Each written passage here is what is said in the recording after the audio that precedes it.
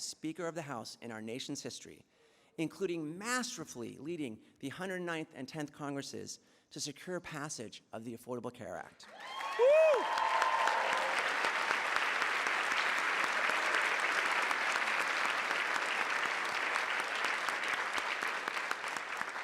She is a genius tactician, and we fondly refer to her in the office as a political ninja. Perhaps most importantly to our gathering here, she believes we can, should, and must do much better as a nation, that every soul in this country deserves both health and high-quality, affordable health care. It is my deep honor and joy to introduce one of the most effective and dedicated healthcare advocates in our nation, Speaker Nancy Pelosi.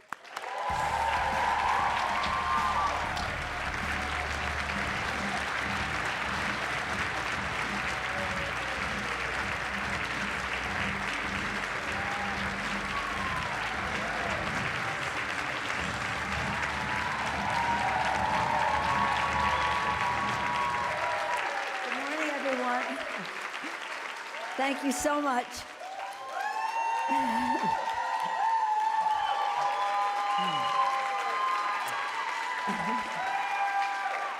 Thank you so much. I accept your warm welcome on behalf of my House Democratic Caucus, of whom I'm very proud. Tell them, here they are, that over 60% women, people of color, and LGBT community members, over 60%. I always say, our diversity is our strength, but our unity is our power. And that's what we have to exert right now at this difficult time in our country. I come here on behalf of that caucus and the Congress to thank you all for what you are doing to improve the health care of all Americans.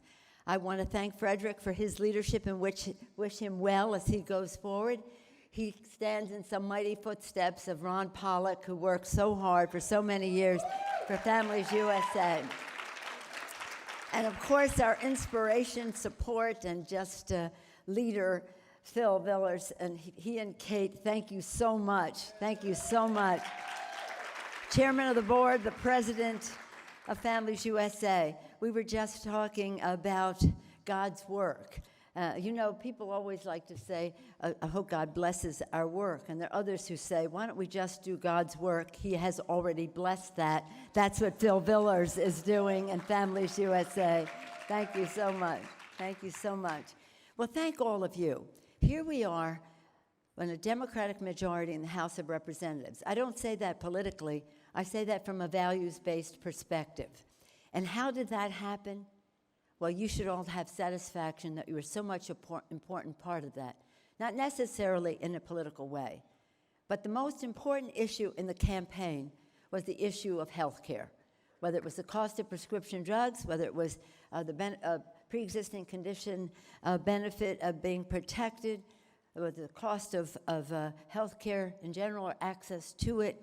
That was the most important issue in the campaign. And people say, how did that emerge as the most important issue, where there's so much financial insecurity, and that's certainly an issue, and other concerns about, shall we say, the strength of our democracy for one reason or another.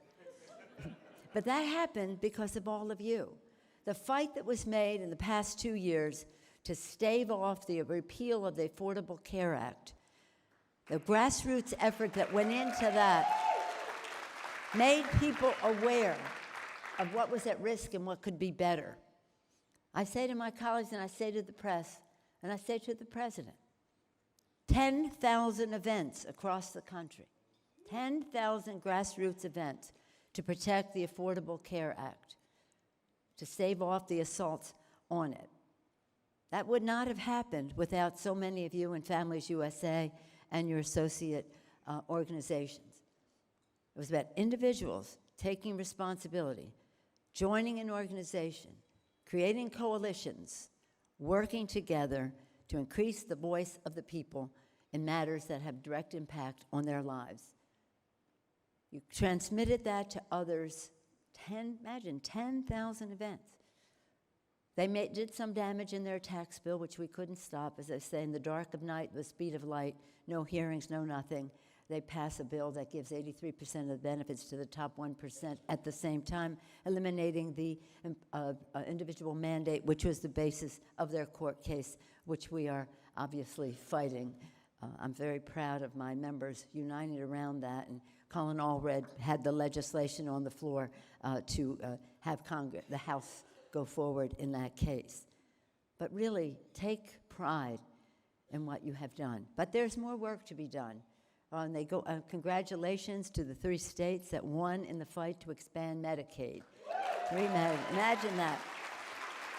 How exciting that is. How exciting that is. But they are making other assaults on Medicaid, and it's really very sad because in so much of what they do, they not only hurt our families, our children, and the rest, they also hurt our veterans. All over 1 million veterans are on Medicaid as well.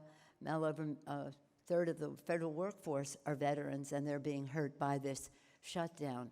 So when they want to pronounce their support for veterans and families, and they make an assault on Medicaid, they're making an assault on those very fundamental units of our society, which we hold dear.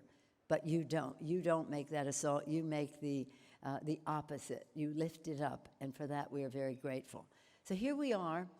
I always like to place this in time, well over a month into a shutdown. Tomorrow will be a day when the second paycheck will not arrive. And why? There is no real why.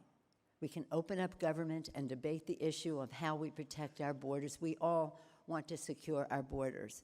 But as we protect our borders, we must protect our values as well as a nation.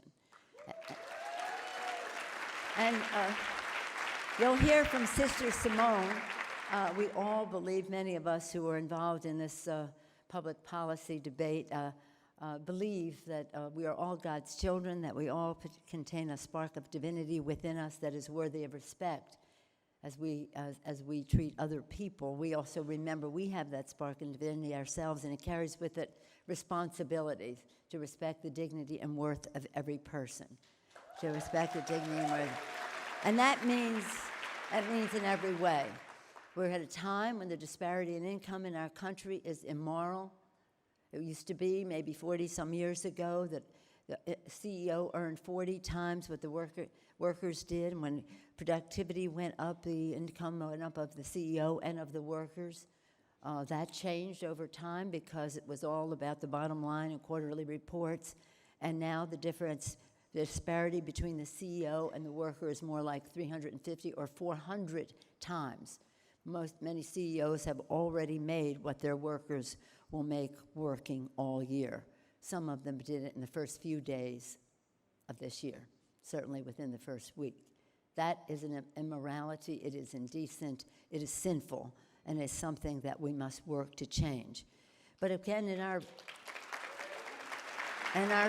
For the People agenda, which was our election and is our promise, and that is our agenda as we go forward, for the people, to lower the cost of health care by starting with lowering the cost of prescription drugs and preserving the benefits contained in the Affordable Care Act, to expand Medicaid, as we have decided, to consider all options to have us reach health care for all Americans, to increase lower cost of health care, increase paychecks by building the infrastructure of America, to do so in a green way that honors our stewardship of this planet as God's creation. Again, from a moral standpoint, it is God's creation. We have a moral responsibility to be good stewards of it. But even if you don't share that view, we all have a moral responsibility to future generations to be good caretakers of the planet and pass it on responsibly.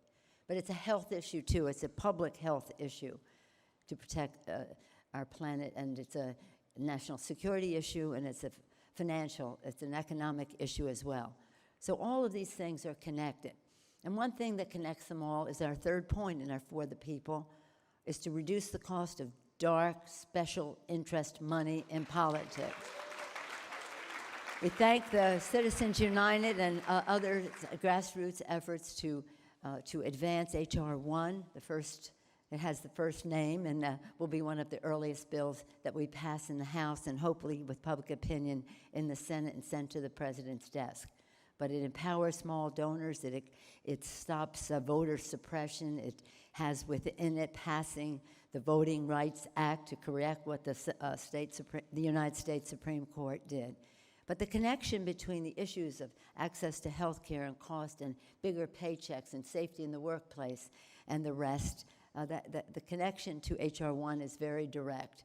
The cynicism that the public has that we cannot get the job done as long as big money has a bigger voice than people have in our government is something that we must reduce. We must increase their trust, reduce their cynicism, and reducing the role of big, dark, special interest money is a pledge that we have made, and it is something that we will work on and has a direct relationship to a positive, progressive agenda for our country. So thank you for seeing that connection between lowering healthcare costs and lowering the impact of big money in politics.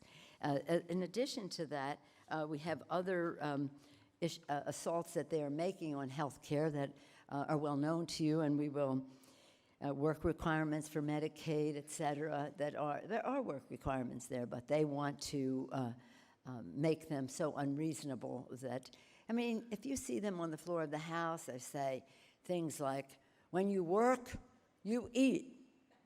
You say, yeah, what? What about little children? God said, it's always, God said, when you work, you eat. And I'm saying, well, what about little children? What about adults without children but who have other needs? What is that? What is that? I don't know what that is. I don't get it, but apparently there's a market for it. They don't seem to say is you have to work to get a gigantic farm subsidy when you're nowhere near a farm for get hundreds of thousands of dollars. So in any event, just so you know what our agenda is, there's several other things in addition to reducing the cost of health care, improving the pay, increasing the paycheck, and increasing the respect that people will have for government. We also said we would do three things as soon as possible. And one is to pass common sense background check legislation to reduce the gun violence epidemic in our country. Another is to pass the Equality Act, which ends discrimination against people, LGBTQ community in our country. And another is to protect our dreamers, and with them, our TPS recipients. So we think we are doing the Lord's work, and we continue to pray to God to bless it, but God truly blessed America with the activism of all of you. You've made such a tremendous difference. And when Frederick had the charts up there of participation in policy, grassroots, more grassroots participation, they're all connected. Because we not only want the grassroots to mobilize, we want them to give us their view of what public policy should be and how we message that public policy. That was our success in the last 2 years, because we would say, this is what we need to do. How does this translate to the people who are out there? And they saw everything, the grassroots that we were working with, and including many of you, through the prism of health care. If you want to talk about the tax bill, talk about health care. If you want to talk about the budget, talk about the tax bill and how it increases the national debt. And then the Republicans say it doesn't really increase the national debt, but if it does, we'll take, and that's $1.5 trillion, we'll take $1 trillion out of Medicaid, $1.5 trillion out of Medicare.